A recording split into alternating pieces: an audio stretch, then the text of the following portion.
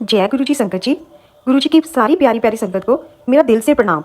संगत जी, गुरु जी सत्संग चैनल पर आप सभी का हार्दिक स्वागत है। संगत जी, गुरु जी कहा करते थे कि सत्संग करन वाले दा भी भला ते सत्संग सुनन वाले दा भी भला। संगत जी, आप हर एक सत्संग को शुरू से लेकर अंत तक जरूर सुने, क्योंकि हर सत्संग में आपके सभी सवालों के जवाब होते हैं। संगत जी, आज की सत्संग को शुरू करने से पहले हम मंत्र जाप करते हैं। ओम नमः शिवाय, शिव जी सदा सहाय। ओम नमः शिवाय, गुरु जी सदा सहाय। जय गुरु जी संगत जी, आइए हम सत्संग को शुरू करते हैं।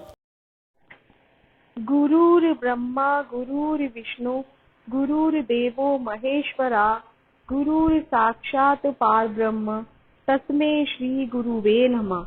जय गुरु जी। जय गुरु जी संगत जी, लख लख शुक्राना मेरे मालिक का, मेरे महाराज का। संगत जी, आज हम गुरु जी की डिवाइन बुक दिव्य आभा के 36वें अध्याय का श्रवण करेंगे। संगत जी, गुरु जी महाराज हमेशा कहा करते थे कि एक के साथ जुड़ो, जगह जगह मत भटको। गुरु जी ने कभी भी ये नहीं कहा कि मुझे मानो। उन्होंने हमेशा यही कहा कि जिस भी शक्ति को आप मानो, बस एक को ही मानो। एक के साथ जुड़ेंगे तो हमारे सभी कार्य भी संपन्न होंगे। आदर सभी शक्तियों का कीजिए, परंतु अपनी मांग एक के सामने रखिए। संगत जी, हमारे गुरु जी तो प्रैक्टिकल गुरु हैं। गुरु जी कहा भी करते थे कि मैं प्रैक्टिकल गुरु हूँ, मैं कहना नहीं करके दिखाना। हमारे गुरुजी ने तो अनगिनत कल्याण किए और आज भी करते ही जा रहे हैं। असाध्य से असाध्य रोग ठीक किए। जिनकी किस्मत में संतान सुख भी नहीं था, उन्हें संतान सुख दिया। हर तरह की समस्या, चाहे वो हमारे बच्चों से या हमारे व्यापार से या हमारे परिवार से या किसी चीज से भी संबंधित हो, उन्होंने हर समस्या का समाधान किया। संगत जी, जब सब कुछ हमारे मन मुताबिक होता है ना, तो हम बहुत खुश होते हैं। परंतु जब हमारे मन मुताबिक कार्य नहीं होते तो हम भटक जाते हैं, हमारा विश्वास डावाडोल हो जाता है। हम ये नहीं सोचते कि गुरुजी ने ये सब हमारे कर्म कटवाने के लिए ही तो किया है। अगर कोई कार्य हमारा नहीं बन रहा तो इसमें शायद हमारी ही भलाई होती है। उस कार्य के होने का शायद अभी समय ही ना हो। संगत जी, ये तो गुरुजी ही जानते हैं कि हमारे लिए क्या सही है क्या नहीं। इसलिए विपरीत परिस्थितियों में भी कभी हिम्मत मत हारिए और गुरुजी के प्रति अपना विश्वास बनाए रखिए। ये विपरीत परिस्थितियां भी खुद ही टल जाएंगी। परीक्षा तो आती ही रहती है हम सबके जीवन में। बस जब भी कभी ऐसी स्थिति आए कि लगे अब बस और नहीं, बस अब नहीं, तो समझिए कि गुरुजी महाराज हमारी परीक्षा ले रहे हैं और वे स्वयं ही हमें इस परीक्षा से पास भी करते हैं। संगत जी, आज का सत्संग भी इसी तथ्य से जुड़ा हुआ है। आज का सत्संग श्रीमती ज्योति वर्मा जी जो गाजियाबाद से हैं उनका है। तो आइए संगत जी, हम सब भी उनका ये दिव्य सत्संग सुन लाभ उठाएं। कर्म बंधनों से मुक्ति। ज्योति वर्मा के सास और ससुर दोनों को रक्त कैंसर होने का निदान हुआ था। इस समाचार के पश्चात ज्योति वर्मा और उसके पति देहरादून में अपना कारखाना और पेट्रोल पंप बेचकर दिल्ली आ गए थे। देहरादून की तुलना में दिल्ली में रहना अधिक महंगा था। वर्मा परिवार में उनके 2 बच्चों के अलावा उनके माता पिता भी थे। उन्हें लगता था कि यहाँ पर वे कभी भी सुख और समृद्धि जीवन व्यतीत नहीं कर पाएंगे। उन्हें प्रतीत होता था कि कर्मों के बंधनों में जकड़े हुए वे सब किसी अंतहीन अंधेरी गुफा में फंसे हुए बिना किसी दिशा के चक्कर काट रहे हैं। कर्मों के चक्र उन्हें घुमा रहे थे। नवजीवन पुनः आरंभ करने के लिए उन्होंने किसी अन्य छोटे शहर में रहने का निश्चय कर लिया था। यहाँ तक कि देहरादून से आने के बाद उन्होंने अपना सामान भी नहीं खोला था। फिर एक मित्र के कहने पर, जिसकी बेटी के विवाह में वह गए थे, वे गुरुजी के पास पहुंचे। अगले दिन वह एम्पायर स्टेट आए और उन्होंने घंटों बैठकर गुरुजी का आशीर्वाद प्राप्त किया। उनकी आर्थिक चिंताएं इतनी अधिक थीं कि गुरुजी के यहाँ आते हुए ज्योति ने अपने पति को कहा कि प्रतिदिन 500 रुपए का पेट्रोल व्यय कर गुरुजी के पास आने का तात्पर्य समझ नहीं आ रहा था। वर्मा परिवार गाजियाबाद से एम्पायर स्टेट आते थे, जिसकी दूरी कम नहीं है। उन दिनों 7 दिन संगत होती थी और वे वहां पर जैसे खींचे चले आते थे। उन्हें अचानक आश्चर्य हुआ जब सब व्यथाएं धीरे धीरे दूर होने लगी। गुरुजी के निर्देशन में कर्मों की कसी हुई रस्सियां खुल रही थी। शीघ्र ही उन्होंने बैक्स्टर हेल्थकेयर नामक कंपनी का मानव रक्त से निर्मित शीरा द्वारा दिया जाने वाला एक विशेष तरल पदार्थ आयात कर बेचना आरंभ कर दिया।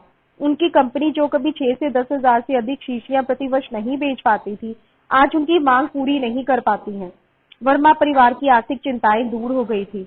उनका रुका हुआ धन भी वापस आ गया था। अपनी कठिनाइयां व्यक्त करने से पूर्व ही वर्मा परिवार को गुरु कृपा का आभास हो गया था।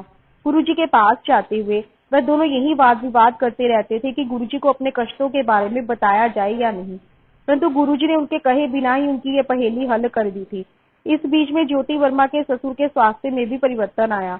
एक दिन कीमोथेरेपी करते हुए उन्हें मृत घोषित कर दिया गया था। उनकी जेब में सदा गुरुजी का चित्र रहता था। फलस्वरूप उन्हें न केवल नव जीवन मिला, वे रोग मुक्त भी हो गए। उसके बाद उन्होंने कभी कैंसर का उपचार भी नहीं करवाया। अपने अनूठे तरीके से गुरुजी ने उनके पति की भी जीवन रक्षा करी। एक बार उन्होंने संगत से आज्ञा लेते समय उनके पति को बैठने को कहा। 5 मिनट के उपरांत उन्होंने जाने की आज्ञा भी दे दी। किसी को समझ नहीं आया कि गुरुजी ने ऐसा क्यों किया, पर वर्मा परिवार को शीघ्र ही इसका कारण पता चल गया। मार्ग में उन्होंने कुछ ही देर पहले हुई एक भयंकर दुर्घटना देखी। यदि गुरुजी ने उनका निकलना नहीं रोका होता तो उनका भी संभवतः यही परिणाम होना था। गुरुजी की कृपा ज्योति के संबंधियों पर भी हुई है। शरीर के मेरुदंड में एक चक्र के हिलने से उनके पति शैया पर थे। 1.5 माह तक गुरुजी ने उनके बारे में पूछा भी नहीं। फिर अचानक एक दिन उन्होंने उन्हें हल्दी वाला दूध पिलाने को कहा। उसे पीकर वह स्वस्थ हो गए। ज्योति के घनिष्ठ संबंधी जो लखनऊ स्थित हिंदुस्तान एरोनॉटिक लिमिटेड में एक वरिष्ठ अधिकारी थे की विचित्र समस्या थी। उनकी अपने वरिष्ठ अधिकारी से अनबन थी और उस अधिकारी ने उसकी पदोन्नति रोकी हुई थी। उन्होंने मन ही मन पद त्यागने का निश्चय कर लिया था, परंतु गुरुजी की दया से उनकी पदोन्नति हुई और हैदराबाद स्थानांतरण हो गया। चेन्नई में अपने साक्षात्कार के उपरांत उन्होंने स्वयं कहा था कि उनकी पदोन्नति असंभव है। आज वह भी प्रसन्न है और कुछ महत्वपूर्ण विभागों का कार्य संभाले हुए हैं। गुरुजी के संरक्षण में गुरुजी अपने भक्तों को प्रतिकूल परिस्थितियों से भी बचाते हैं। वर्मा जी के कारखाने में 12-20 फुट गहरे एक विशाल भूमिगत जलाशय का निर्माण हो रहा था, जिसमें 20 से 24 श्रमिक काम कर रहे थे। अचानक उसमें एक बड़ा पत्थर गिरा और सब श्रमिक खतरे को भांपते हुए बाहर आ गए। जैसे ही अंतिम मजदूर बाहर निकला, उसकी 26 फुट ऊंची और 34 फुट लंबी दीवार ढह गई। किसी को चोट नहीं आई, यहाँ तक कि एक शिशु की जान भी बच गई। क्या वह गुरुजी की दया के बिना संभव था? एक और संदर्भ, ज्योति की बहन के विवाह को 7 वर्ष हो गए थे और वह उदर से पीड़ित थी। उसका उपचार हो चुका था, यहाँ तक कि शल्य क्रिया भी हुई थी, परंतु रोग वैसा ही बना हुआ था। उसके परिवार वाले जोशियों और तांत्रिकों के चक्कर लगा चुके थे, जिन्होंने कुछ असफल उपाय किए थे। ज्योति ने जब गुरुजी को इस बारे में बताया तो उन्होंने उसे अभिमंत्रित ताम्र लोटे से जल पीने को कहा। गुरुजी के निर्देश का पालन करके वह स्वस्थ हो गई। खोया हुआ बेटा घर लौट आया। ज्योति के घर में काम करने वाली का 11 वर्षीय बेटा खो गया था। वह दिल्ली 1 माह पूर्व गांव से आए थे और यहाँ के बारे में कुछ भी पता नहीं था। उसको ढूंढने के सब प्रयास निष्फल रहे थे। उसके पास उसका कोई चित्र भी नहीं था। घबराई माँ ने ज्योति से निवेदन किया तो ज्योति ने गुरुजी से प्रार्थना कर एक माँ की सहायता करने की विनती करी। उसी शाम को उसका बेटा वापस आ गया। उसने बताया कि ऐसा लगा जैसे कोई उसे उसके घर के सामने छोड़ गया है। किशोर पुत्र की निगरानी। गुरुजी ने ज्योति के पुत्र को छात्रावास में रहने के लिए कहा।